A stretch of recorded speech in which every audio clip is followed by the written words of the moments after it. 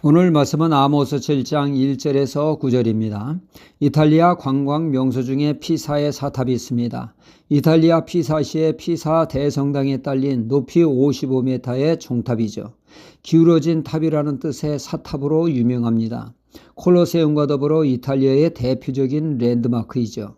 일명 세계에서 가장 유명 부실 공사로 기울어지지 않고 멀쩡한 탑이었다면 그렇게 유명하지 않았겠지만 기울어졌기 때문에 유명세를 탄 건축물의 대명사입니다. 이 사탑은 1173년에 공사를 시작을 했는데 기울어져 난리가 났습니다. 이 기울어진 원인은 원래 피사가 아르노강의 범람으로 세워진 도시여서 지반이 아주 약한 데다가 높은 탑을 쌓는 데 비해 기초는 고작 3m밖에 파지 않아서 55m 탑의 하중을 견디지 못해 기울어진 것이죠. 공사 도중에 한쪽으로 서서히 기울어지기 시작한 것입니다. 완공 후에 기울어졌다면 모를까, 공사 중에 기울어졌다면 중간에 헐고 처음부터 새로 짓는 것이 정상이지만 어찌된 일인지 계속 기울어진 상태에서 짓게 된 것이죠. 이 상태에서 빨리 완공했다면 몇 년도 못 버티고 탑은 무너졌을 것입니다. 그러나 전쟁 등의 이유로 공사가 지연이 되면서 불행 중 다행으로 집안이 더 다져지는 효과를 얻게 되었습니다. 최종 완공 연도는 1372년, 그러니까 공사를 시작한 지 근 200년이 가까워서야 완성된 것입니다. 원래 계획한 탑보다 축소해서 말이죠.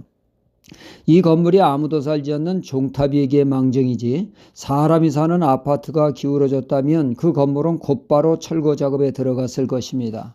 기울어진 것은 붕괴 위험이 있게 되고 인명피해를 가져올 수 있기 때문이죠. 고로 건물을 세울 때 수직으로 바로 세우는데 촉각을 곤두세우게 되어집니다. 저희 아버님께서 목수일을 하셨기에 아버님은 항상 망치며 톱이 있었습니다. 그런가 하면 다림줄을 늘 가지고 있었죠. 오늘 말씀에 나오는 다림줄 말입니다. 다림줄은 줄에다 무거운 쇠를 달아 놓은 것으로 그것을 가지고 세운 기둥이 바로 섰나 기울어졌나를 확인하게 되어집니다.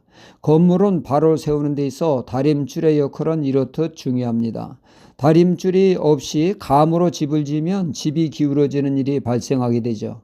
그러니까 다림줄은 건물을 바로 세우는 데 있어 기준점이 되어집니다. 다림줄대로 건물을 세우면 반듯한 건물이 세워지게 되죠. 그러나 다림줄로 보았을 때 건물이나 기둥이 기울어져 있다면 반드시 바로 잡아 주어야 합니다. 그러나 다림줄에 대어볼 때 계속 건물이 기울어져 있다면 그 건물은 해체해야 하고 다시 공사를 해야 하죠.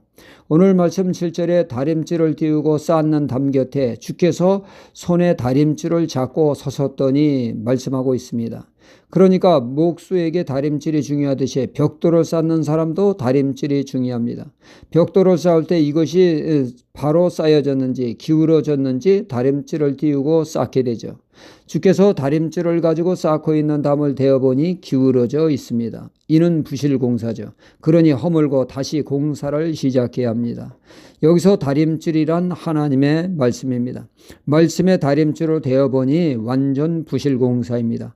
하나님의 말씀에 우상을 섬기지 말라 했는데 이스라엘은 버젓이 우상의 산당을 세우고 이를 섬김으로 말씀에 비추어 보니 기울어져 있습니다.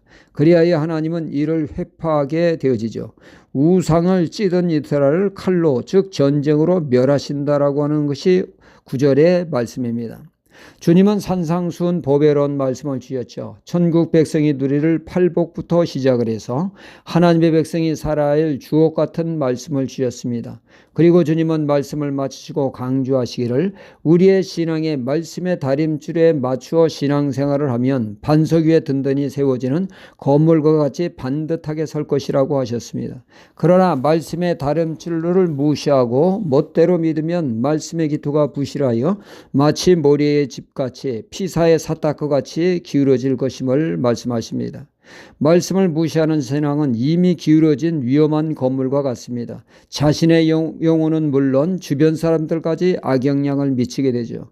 우리는 우리의 신앙이 말씀의 다림줄로 기울기를 확인하고 또 확인해야겠습니다. 기울어졌다면 즉각 회개하고 보수공사하여 바로잡아야겠습니다.